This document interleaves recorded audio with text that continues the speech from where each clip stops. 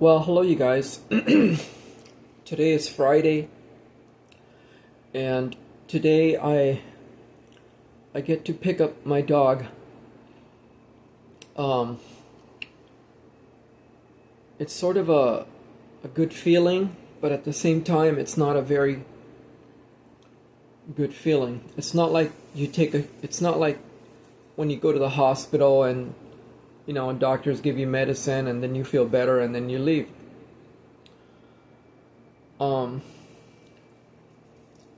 So even though Max comes back, he's still going to be sick with a bunch of medication. And that to me tells me that it's the beginning of the end.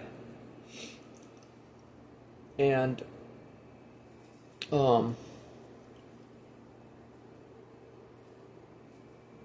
it feels very weird, very strange. I think very lonely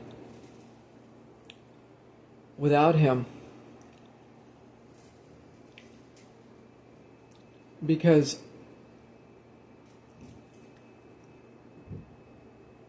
I didn't realize how much I've spent my life with him. Not just that, but how much my life revolved around him. Almost everything. From going to bed, to when you wake up, throughout the day. It's like everything. He's with you. Like your clothes. But also, he helps me to get out of bed. He helps me to get out of the apartment or the van, because I have to take him for a walk. I have to pay attention to his needs.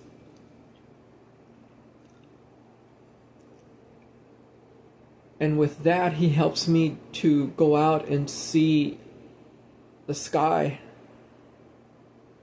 the trees, and to play with him. What little he does play, because he doesn't hardly ever play. He used to a long time ago more. But all he seems to do is want to go pee and smell leaves.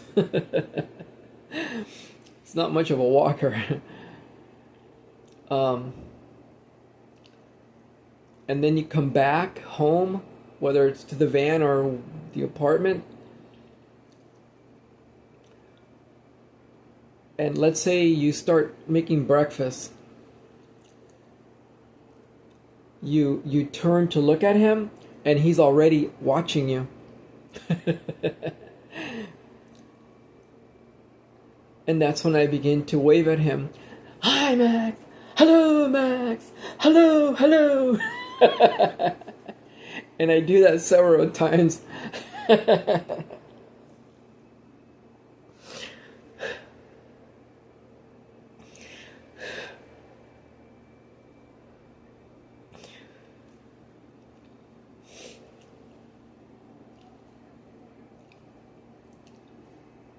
And then he's like, he keeps your mind. He keeps your mind active.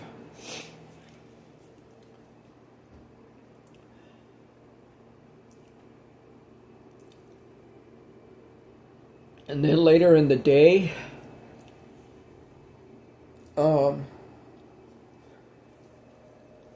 you might have to take him out for another walk.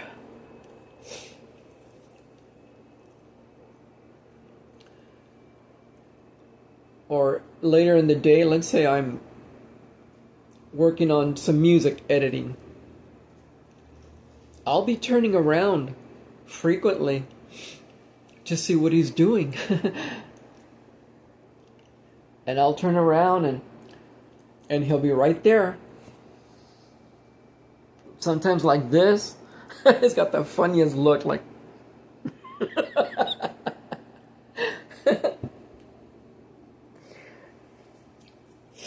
Or sometimes he'll be knocked out asleep like always. But I'll always be turning around to see what he's doing. And most of the time he'll be looking at me. Sitting there calmly. And then if I take a shower, he used to go to the shower. Every time I took a shower, he'd be standing like right there on the bathroom door outside, waiting for me.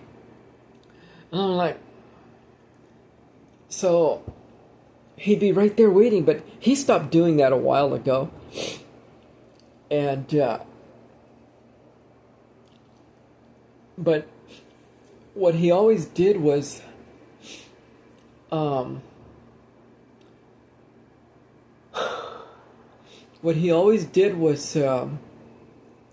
he'd go nuts as soon as he saw me pick up my shoes.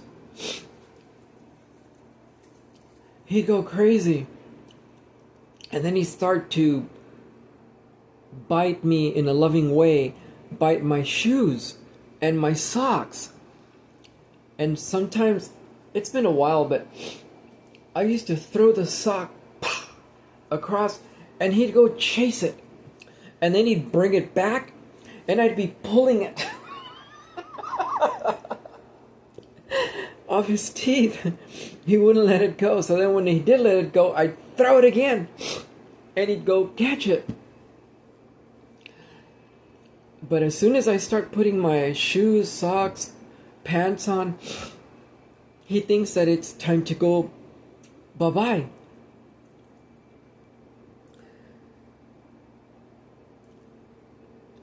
And then when it's time to, even just to lay down on the bed, just to watch something on TV, I always go, I'll tap on the mattress, pop, pop, pop, pop, pop. And he'll look at me and he might come, but then if I go like that, like pop, pop, pop, because he's deaf, he'll come. And he'll either like come halfways, or he'll come fully and start kneading his nose. He'll start kneading into the blanket like this.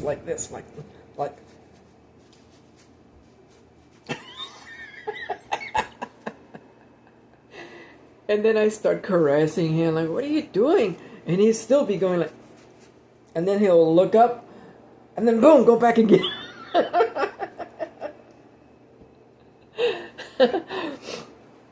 And then I start scratching him, and that's when he goes nuts.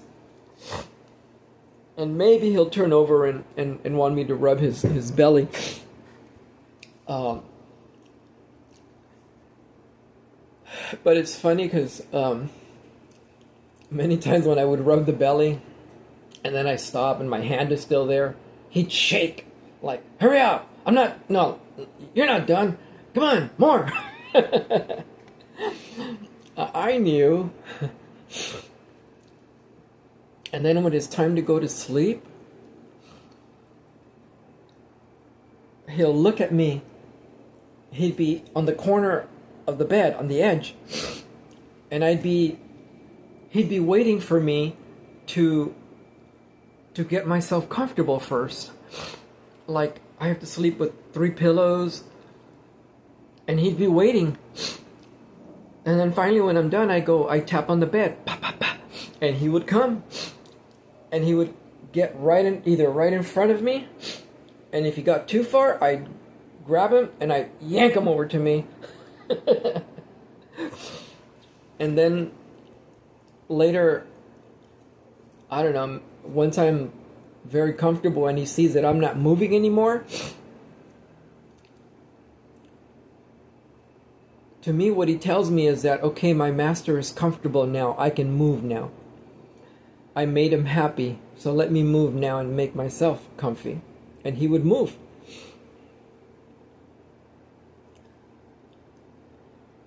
But then in the mornings, he'd be either on the floor on his little pillow,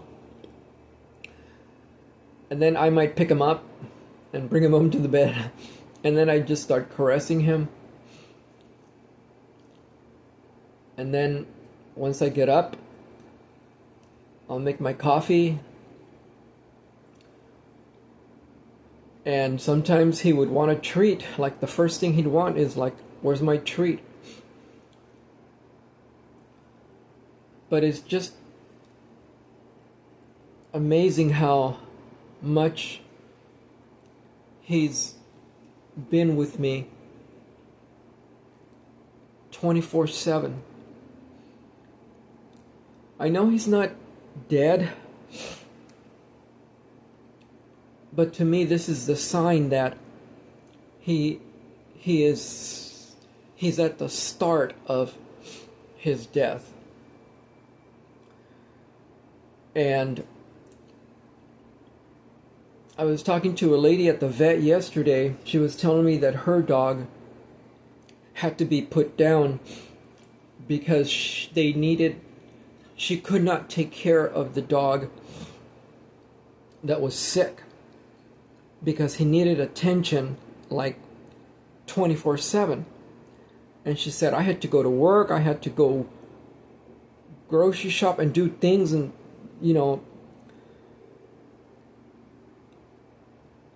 and I guess the good thing about me is that I don't have to go to work. And I could take care of him as much as I can. And what I need to ask the vet today is, how do I know when he's suffering and when it's time to put him down? But also I want to know if there's anything I can do to give him an in-home euthanasia. I was reading a Facebook group about, oh man, what is it called? It's a Facebook group for grieving, and it's called Grieving and Support, something about animals, something like that. Grieving and something. If I remember, I'll put the link below.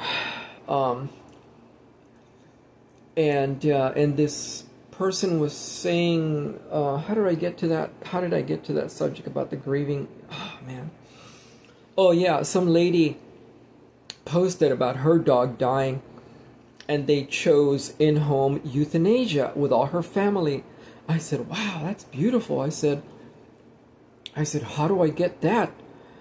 Well, she told me that they had an agreement with the vet, and the vet went to the house, and then they first gave him a relaxant,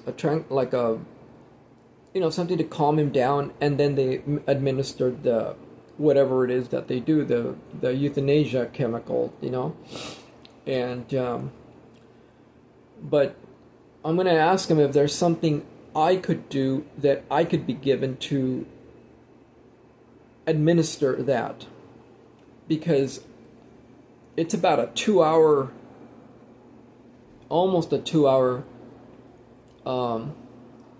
ride on the trolley, because it's from here all the way to the border, and then you have to walk to the vet. So in total it's a good 1 hour and 40 some minutes, and if you miss the trolley, then you got to wait another 15-20 minutes. But I think today I'm gonna drive, because it's raining and they say it's going to get worse, and I don't want to stand walking on the border with my dog, suffering either, and myself. But I want to put him on his seat in the van, the passenger, with his nice pillow, a nice heater, and keep him as comfy as possible. Always. I know my dog is not dead, but I miss him already so much. And I'm trying to cope with this because, like I said, I never realized how much time he has spent with me for almost 11 years, I believe. 24/7, right next to my side, every day. You know, seriously, practically 99.99% every day. I think there was only one time when they took him away for like 4, 5 days, I believe. And this was like, I forget how many years ago. At least 5, I think. They put me in a what they call 5150. And I'm watching my pot because I'm cooking tri-tip I'm cooking tri-tip, and I'm boiling the see, it's tri-tip.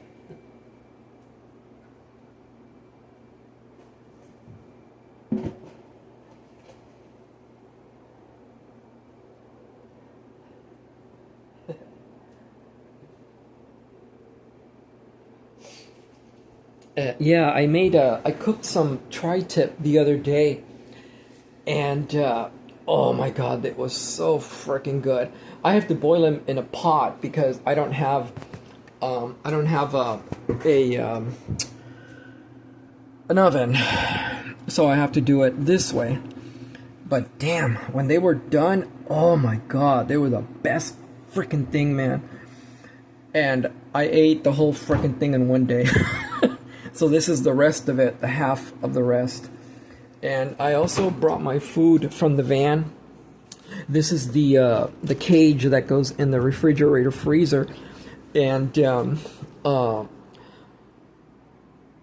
if I have to leave because of the people upstairs begin to make noise, all I got to do is throw it in there, take it with me, and let's go. And but yeah, I'm going to. So yeah, you know, I guess I'm just preparing, you know, for his departure.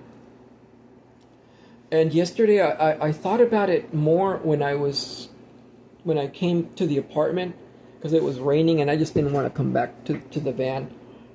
You know, and I slept really good, so these fuckers upstairs were surprisingly quiet. And I gotta start packing my things also anyway, so I gotta be here no matter what in the next several days and pack my things. So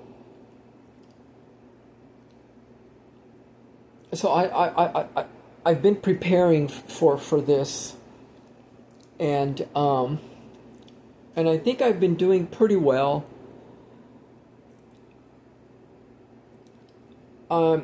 I guess there are some benefits to this, because, and maybe this is a good time that I bring up my past about the detransition thing.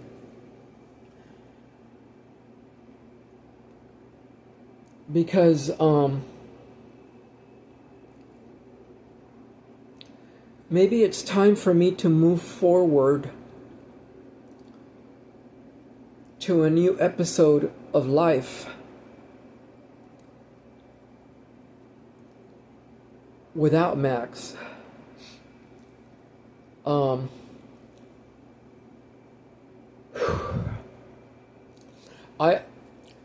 I've been wanting to go to Hawaii, for example. I've been wanting to go to other countries, for example. Even to Mexico to live. And many times I couldn't do it because of my dog. I talked to some guy who was, I think his name is Gabriel Travels. He's on YouTube a lot. He travels all over the world. And I asked him, I said, Gabriel, I said, what do you think about me traveling with a dog like you? He wasn't very keen to it. I don't know if that's the right word. But Mexico is very funny, man. Mexico is very funny when it comes to dogs. You can't bring dogs in markets or nothing, man, over there. They'll immediately throw you out. Just put them outside, you know. But everywhere in Mexico, it's like that. Even hotels. Many hotels will not let you bring a dog. It's not like America here. It's very different when it comes to things like that. Here you can go into Vaughn's, Walmart, and put your fucking dog on a cart even. Not in Mexico, buddy. So I thought, well, I said, maybe this is an opportunity for me to maybe do those things, you know? I said, wow, I said, you know what? I would love to go. I know you're going to not like this, but I would love to go to Iran, for example. I would love to go to other places in the Middle East because of the food and the music also, you know. I love Middle Eastern music and I love the food, man. And I said, well, maybe this is an opportunity.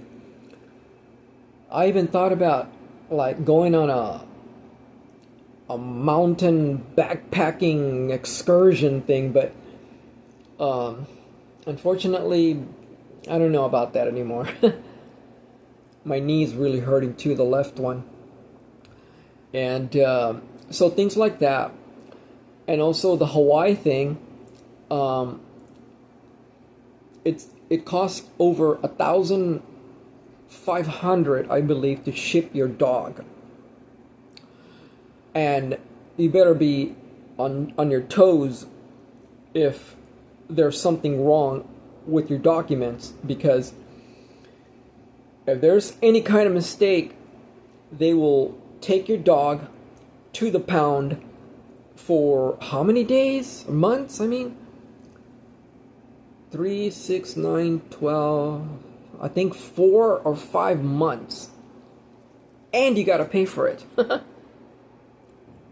I think you can pay half of it up front and then the other half, I don't know, before the end.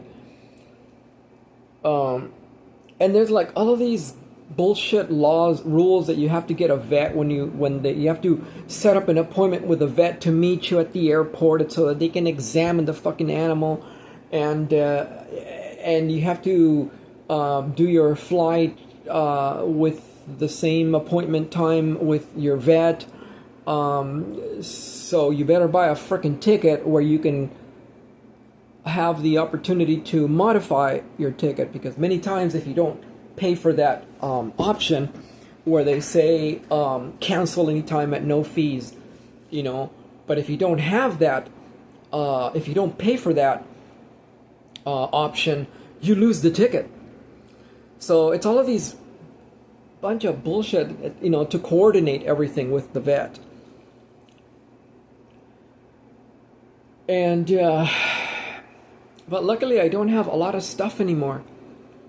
I mean, thank goodness I sold, just before I took Max to the vet, just before I took him, I had sold a big guitar case for $200.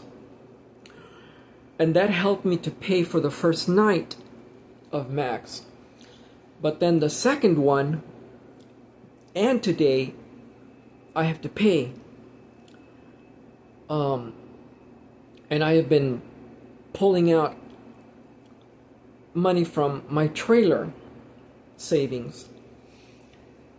And by now, I'm not even counting, because it doesn't matter. What matters is my dog and his comfort. Because he's brought me a lot of joy for all these years.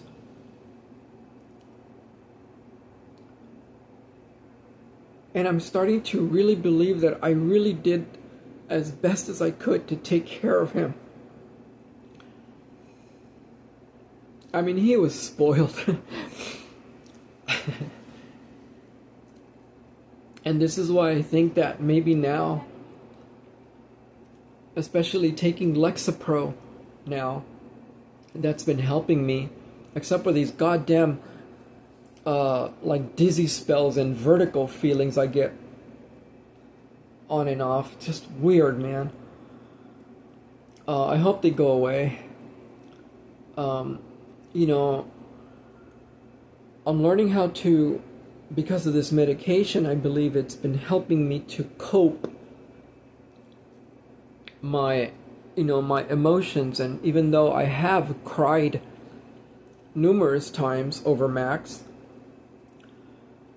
I mean, it's just natural, but I've been maintaining my mental health by not going into deep depressions.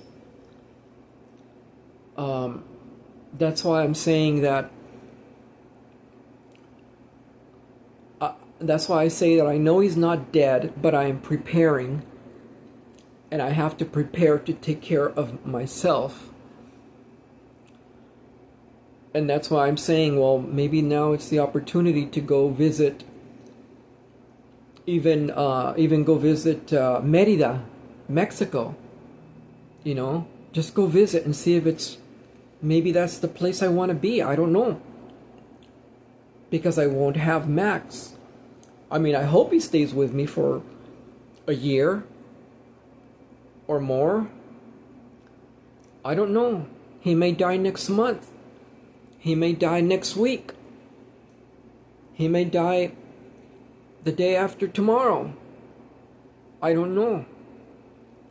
But I have to prepare my mental health, because he's been my mental health for 11 years now. And that's what I've realized, is that he's been my mental health support for all these years.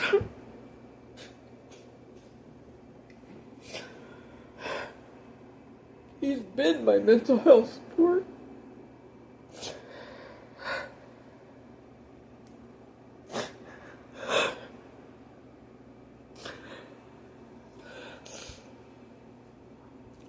He's been my mental health support for 11 years.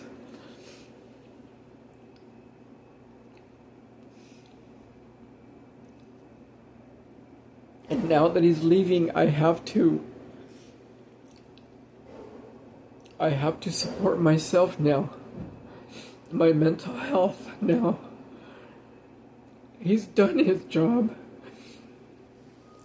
He's done his job.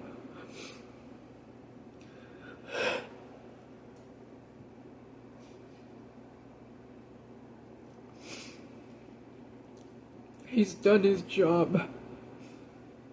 My Max.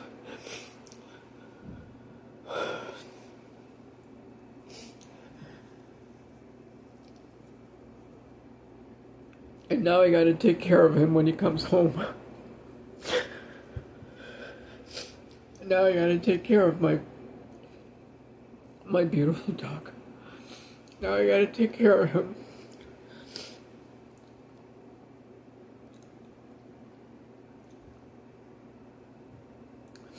Okay, I gotta get ready. I gotta get ready to go.